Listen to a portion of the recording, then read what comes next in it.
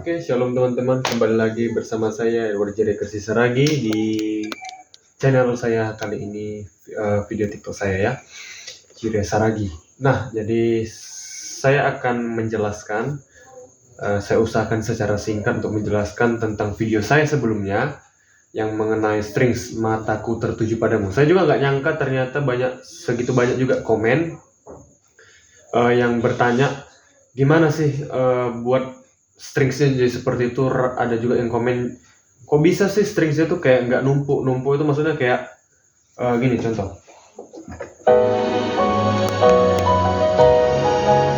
Ya agak numpuk gitu ya, itu sih permainan sustain. Nah, saya akan jelaskan secara singkat nanti. Jadi sebelumnya mohon maaf juga, ini udah 1 bulan nggak buat video karena ada banyak kesibukan lainnya, jadi ya mohon dimengerti lah ya. Oke. Jadi saya pun akan coba lah untuk berusaha buat video yang menarik untuk kedepannya dan ya, rutin, disiplin ya. Oke, kita langsung ke poin utama kita. Mataku tertuju padamu, kemarin lagunya. Oke, jadi kita mulai. Yang pertama-tama teman-teman harus tahu dulu yang mana string saya pakai. Di sini saya udah buat di registration memory ya, nomor 2. Dan stringsnya ini beda, tidak strings dari bawaan voice, tapi saya ambil dari Legacy ya. Kemarin saya udah buat juga video mengenai Legacy, jadi nanti cari-cari aja video saya mengenai Legacy. Oke, saya pakai Symphonic ini dari Legacy ya, bisa lihat sini. Ini Legacy ya, dari Legacy saya ambil strings, and then nanti cari aja di sini namanya Symphonic. Oke. Terus yang kedua, yang rag 3-nya saya buat slow strings ya, sama aja Legacy juga. Yang bedanya tadi yang rag 2 tadi Symphonic, rag 3-nya slow strings gitu. Kemudian voice part ini ya, coba ya. Nah, ini slow strings saya buat oktavnya lebih rendah, min 1 ya, sementara pop grand-nya dan Symphonic-nya tetap 0. Kenapa saya buat gitu? Supaya dia tujuannya stringsnya itu supaya ada yang bagian rendahnya dan ada bagian tingginya, jadi lebih enak dia. Contoh gini. Nah, ini kan pianonya kan dia nadanya tinggi. Nah, tapi dia slow stringsnya ini ada yang rendah, tapi ada juga yang tinggi. Jadi dia lebih enak gitu. Oke. Sekarang kita masuk ke teknik bermainnya. Nah, untuk masalah teknik bermain, kemarin juga seperti saya bilang sebelumnya ya, tadi ada teman-teman kita yang tanya, kok bisa sih itu stringsnya kayak nggak numpuk gitu ya. Sebenarnya itu permainannya di sini. Ya, permainannya itu di sustain. Maksudnya permainan sustain gimana dong Bang? Gini. Jadi teman-teman, kalian harus latihan juga gimana untuk nekan sustain. Kapan sustain itu harus dibuka, kapan sustain itu harus ditekan. Gini, kita langsung contohin. Ini saya transpose 6 ya. Karena kemarin mataku tertuju padamu itu mainnya dari F crash, tapi saya transpose. Oke? Ya, jadi setiap kali untuk bermain sustain, setiap kali kita berpindah dari satu kunci ke kunci lain gitu, harus selalu dibuka. Maksudnya gini. Contoh ini saya main dari C. Saya mau pindah ke D minor 7. Wah, waktu saya mau pindah itu langsung lepas. Karena kebanyakan para musisi dia suka kayak gini. Ditahan terus, nggak dibuka-buka.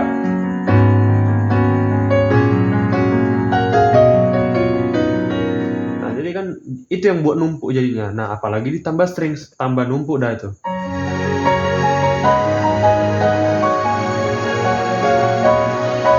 Nggak enak, tapi coba bedakan gini.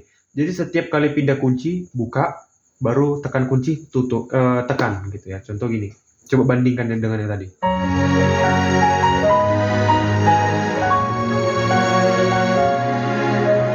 Lebih enak kan, lebih rapi permainannya. Nah, kita langsung masuk ke melodi apa saja yang saya tekan kemarin gitu. Jadi mungkin ini agak panjang, nanti pause aja dah untuk pelajari. Nah, gini. Melodinya itu kemarin gini, saya mulai dari 4. Ya. Jadi kalau tangan kanan kita mau main melodi, usahakanlah main oktav. Karena apa? Supaya ada nada rendah dan nada tingginya aja sih. Jadi contoh gini, kalau kita pakai strings.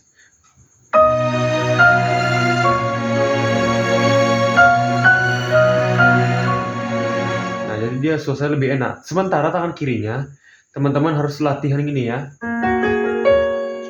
Nah, gini. Ya, jadi tangan kirinya itu juga harus belajar juga dijalankan supaya leluasa tangan kanan kita untuk memainkan melodi. Jadi contoh gini. Nah, itu nanti itu udah beda ya, itu pelajari sendiri rumah atau nanti saya bisa buat juga khusus tangan kiri gitu supaya bisa buat melodinya nanti di video lain kali ya. Oke, kita fokus ke melodinya. Jadi melodi kemarin yang pertama saya buat gini. Saya ambil B-nya. Oke. Baru kembali ke 4 lagi. 3. Nah, baru saya buat di situ upper structure. Upper structure itu gini ya. Saya nggak usah jelaskan terlalu panjang lebar mengenai upper structure. Ada video sebelumnya, nanti lihat saja. Scroll ke bawah, cari upper structure.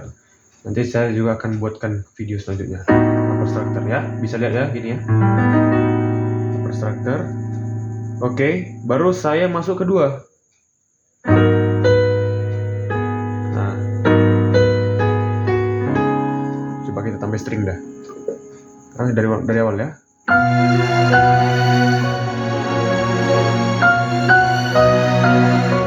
Nah, jadi perhatikan kaki saya. Ketika saya mainnya lepas, maksudnya saya pindah ke tuts lain, itu pasti selalu terbuka. Contoh lihat ini ya. Nah, gitu ya. Jadi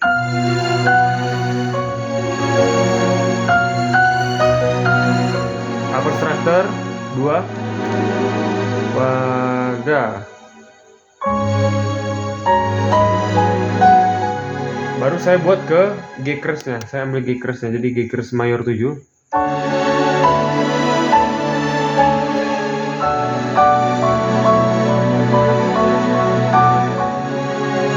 Nah, jadi gitu ya. Jadi istilahnya gini, kenapa tadi kan dari G crash saya ambil ke F minor 7, baru saya ambil ke G. Jadi istilahnya gini, secara singkat ya.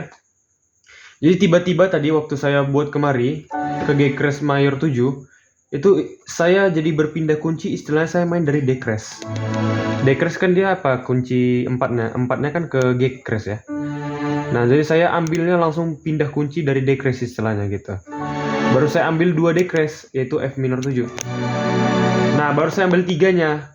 Nah, saya ambil ketiga ini mau kembali lagi dia ke C awal tadi. Nah, itu teknik-teknik yang saya pakai ya. Nanti kalau belum jelas bisa taruh di kolom komentar, nanti saya akan usahakan jawab dengan video kalau memang tidak terlalu paham ya teman-teman ya.